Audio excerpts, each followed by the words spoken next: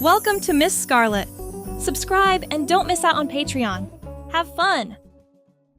Lucas's stood outside a karaoke bar, heart pounding, fingers holding the smooth fabric of his sleek black cocktail dress. This wasn't his usual attire, not even close. Lucas typically favored muted colors and simple designs, jeans, plain t-shirts, maybe a button-down for special occasions. But tonight was different. Tonight, he'd decided to take a leap. The dress hugged his body in ways he'd never experienced before. The fabric whispered against his skin with every movement, sending little shivers up his spine. His legs, usually hidden beneath denim, now stood bare, save for the sheer black stockings that disappeared into a pair of leather boots. He'd spent hours practicing walking in them, determined not to stumble. Lucas took a deep breath, steadying himself. He could do this. It was just karaoke night with friends, after all. Friends who'd known him for years. Friends who had no idea he was about to show up looking like this. "You got this," he whispered to himself, squaring his shoulders. With one last glance at his reflection in a nearby car window, Lucas pushed open the door to the bar. The familiar scent of beer and nachos hit him first, followed by the off-key warbling of someone butchering a Britney Spears classic.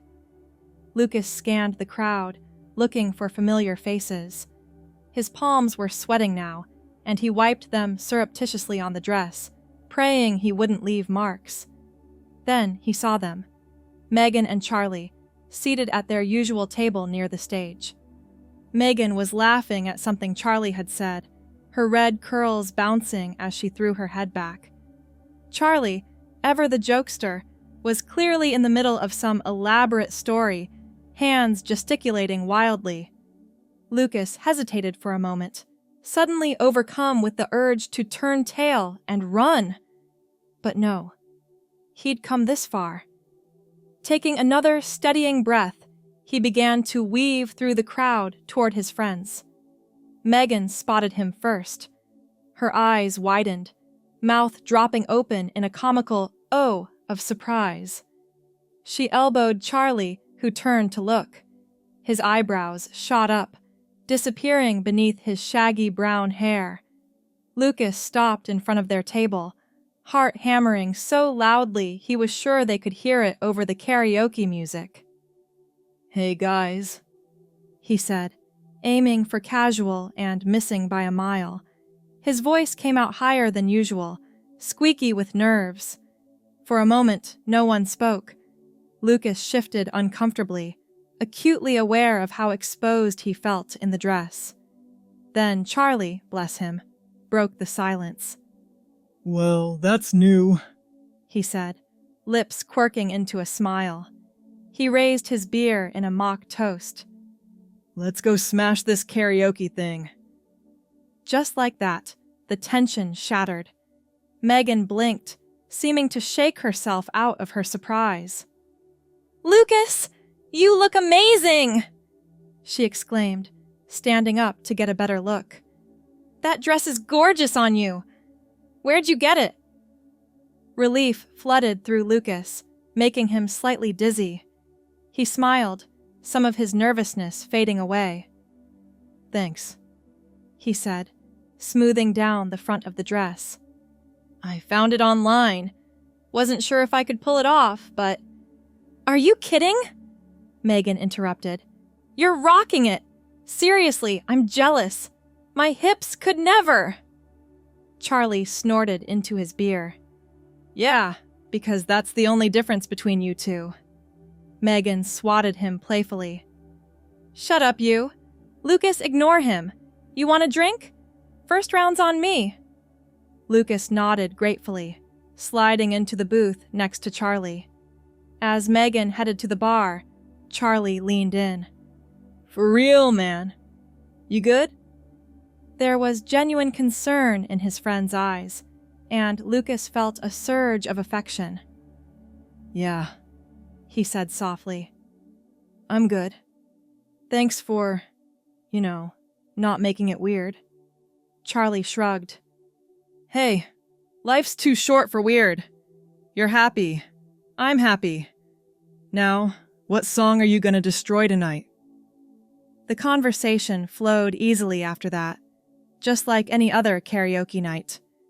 They critiqued the performers, argued over song choices, and placed bets on who would make a fool of themselves by the end of the night. If Lucas caught a few curious glances from other patrons, well, he tried not to let it bother him. As the night wore on, Lucas found himself relaxing more and more. The dress, which had felt so foreign at first, now seemed like a second skin. He caught himself swaying to the music, enjoying the way the fabric moved with him. All right, folks! The karaoke host's voice boomed through the speakers. Next up, we've got Lucas singing Rolling in the Deep! Lucas froze. He'd put his name down earlier in a burst of confidence, but now, faced with the reality of getting up on that stage. You've got this, Megan whispered, giving his hand a squeeze. Charlie nodded encouragingly. Taking a deep breath, Lucas stood. He made his way to the stage, hyper-aware of every eye in the room on him. As he took the microphone, he caught his reflection in the shiny surface of a nearby speaker. For a moment, he hardly recognized himself.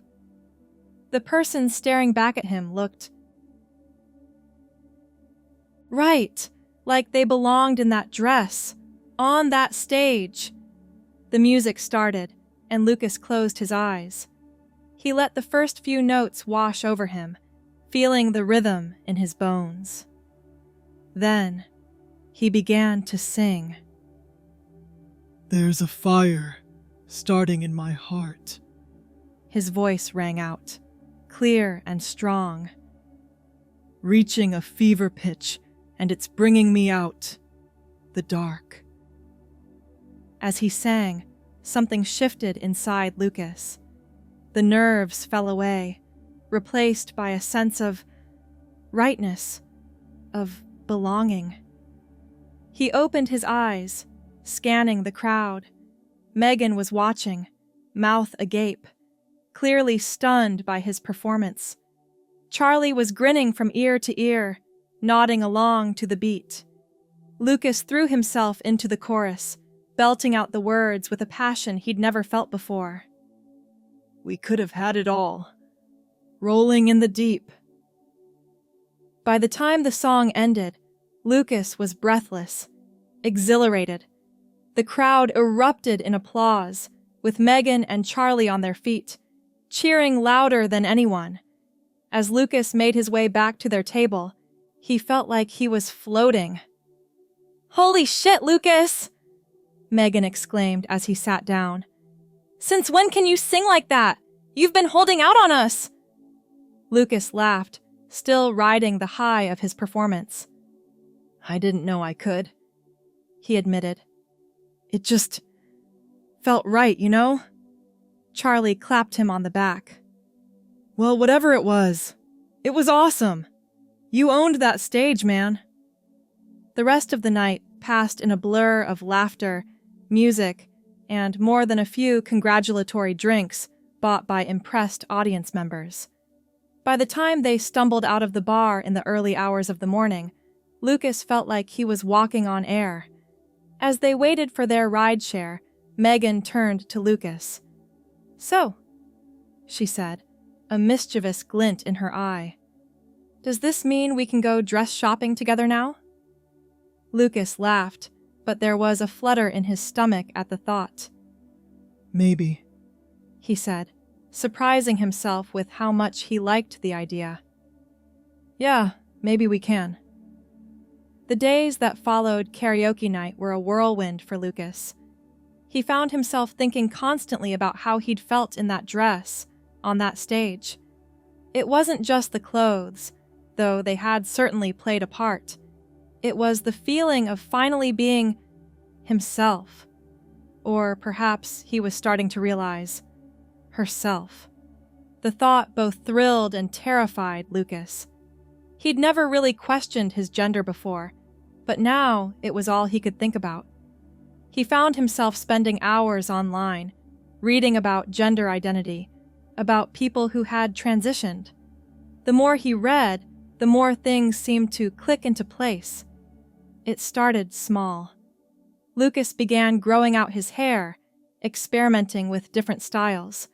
He bought more dresses, at first only wearing them in the privacy of his apartment. But as the weeks passed, he grew bolder. A flowy top here, a pair of women's jeans there. Each time he ventured out presenting more femininely, he felt a little more like his true self. Megan, true to her word, became his shopping buddy.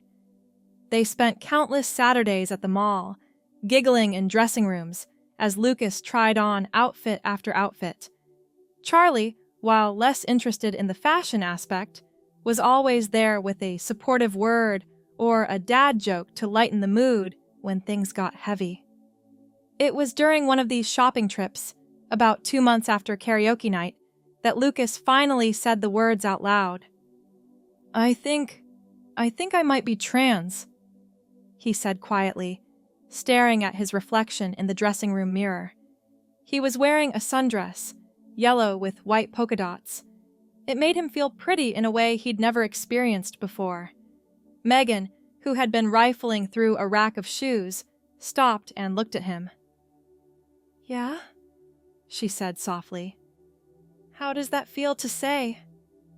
Lucas took a deep breath, considering. "Scary," he admitted.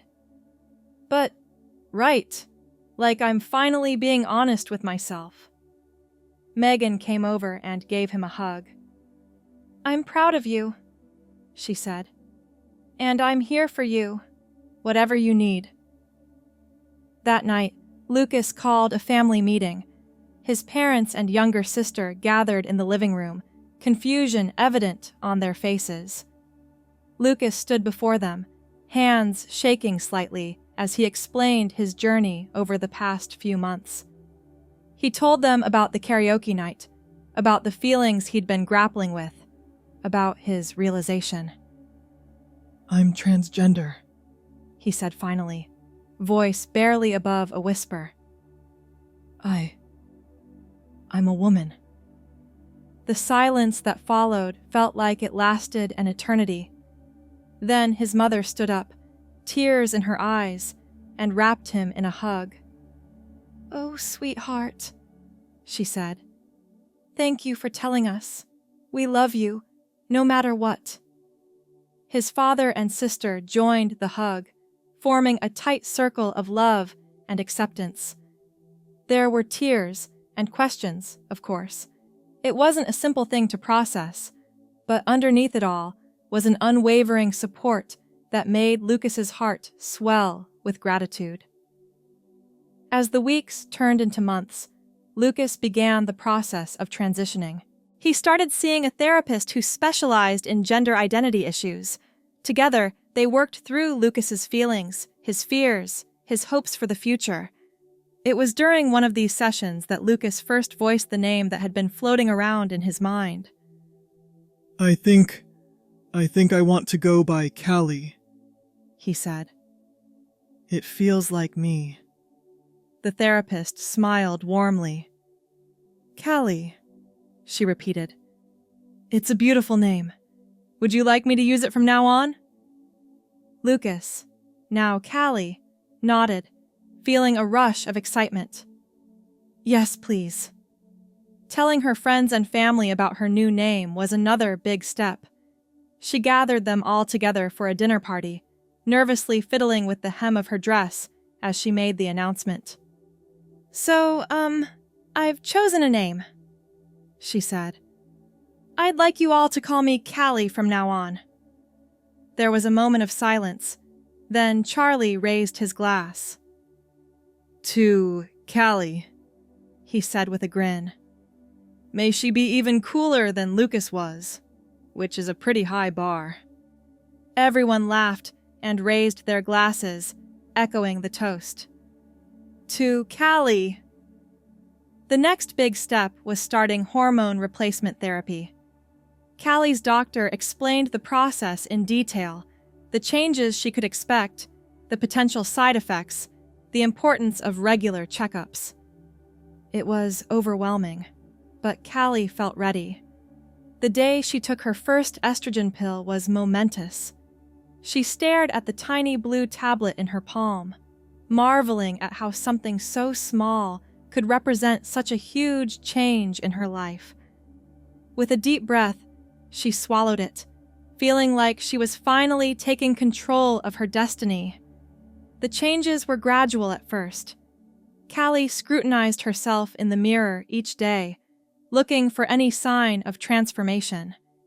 It wasn't until about a month in that she noticed the first real difference. Her skin felt softer, more supple. She ran her hands over her arms, marveling at the change. As the months passed, more changes became apparent. Her body hair growth slowed. Her facial features began to soften ever so slightly. She started to develop chest tissue, a change that brought both excitement and anxiety. Buying her first bra was an experience filled with equal parts joy and awkwardness, but Megan was there every step of the way, offering advice and support. It wasn't all smooth sailing, of course. There were days when dysphoria hit hard, when Callie looked in the mirror and felt disconnected from the person staring back at her. On those days, she leaned heavily on her support system. Her friends and family rallied around her, offering words of encouragement and reminders of how far she'd come. Work presented its own set of challenges. Callie had been fortunate to work for a progressive company with strong anti-discrimination policies, but coming out to her colleagues was still nerve-wracking. She scheduled a meeting with HR and her direct supervisor, explaining her situation and her plans to transition at work. To her relief, they were supportive. The company worked with her to develop a transition plan, including how to inform her co-workers and clients, and how to handle practical matters like changing her name in the system and which restroom she should use. The day Callie came to work presenting as herself for the first time was one of the most terrifying of her life. She'd chosen her outfit carefully, a modest blouse and pencil skirt, professional but still feminine. As she walked through the office, she could feel eyes on her, could hear the whispers. But then Sarah from accounting stopped by her desk with a smile and a, "Love the blouse, Callie. That color really suits you." And Jim from IT made a point of loudly using her correct pronouns in a meeting. By the end of the day, Callie felt a warmth in her chest that had nothing to do with hormones and everything to do with acceptance. Outside of work and her immediate circle, things weren't always so easy. Callie faced her share of stares and whispers when out in public. There were uncomfortable moments in stores, in restaurants, on the street. But for every negative experience, there seemed to be a positive one to balance it out. The barista who complimented her earrings, the elderly woman who held the door for her with a kind smile, the group of teenagers who asked her for directions and didn't bat an eye at her appearance. As her physical changes became more pronounced, Callie found herself grappling with new challenges. Her voice, which had always been on the higher side for a man, now felt jarringly low. She began working with a voice coach, spending hours practicing exercises to raise her pitch and adjust her speech patterns. It was frustrating work. There were days when Callie felt like she'd never sound the way she wanted to, but slowly, surely, she began to hear the difference. The first time she answered the phone and was called ma'am by the caller, she nearly cried with joy. Clothes shopping, once a source of anxiety and dysphoria, became a joy. Callie reveled in the feeling of finally being able to wear the styles she'd always admired from afar. She and Megan made regular trips to the mall, their arms laden with bags as they explored different looks. "You know, Megan said one day as they were trying on dresses for a friend's wedding. "I think your fashion sense has already surpassed mine. It's not fair. You've had years to study what looks good on women." Callie laughed, twirling in front of the mirror in an emerald green cocktail dress. "Well, I had a good teacher," she said, bumping Megan's shoulder affectionately. As she approached the 1-year mark of her transition, Callie found herself reflecting on how much had changed. She barely recognized the person she'd been before that fateful karaoke night. Looking in the mirror now, she saw herself, truly herself, for the first time in her life. It wasn't always easy. There were still days when dysphoria hit hard, when the gulf between how she felt inside and how the world perceived her seemed insurmountable. But those days were becoming fewer and further between. To celebrate her transiversary, as Charlie had dubbed it, her friends threw her a party. They gathered at her favorite restaurant, the table piled high with gifts, and a cake decorated with the trans flag colors. As Callie looked around at the smiling faces of her loved ones, she felt a wave of gratitude wash over her. They had stood by her through every step of this journey, offering unwavering support and love. "I'd like to make a toast," she said, raising her glass. Her voice, now soft and melodious after months of training, carried easily over the table.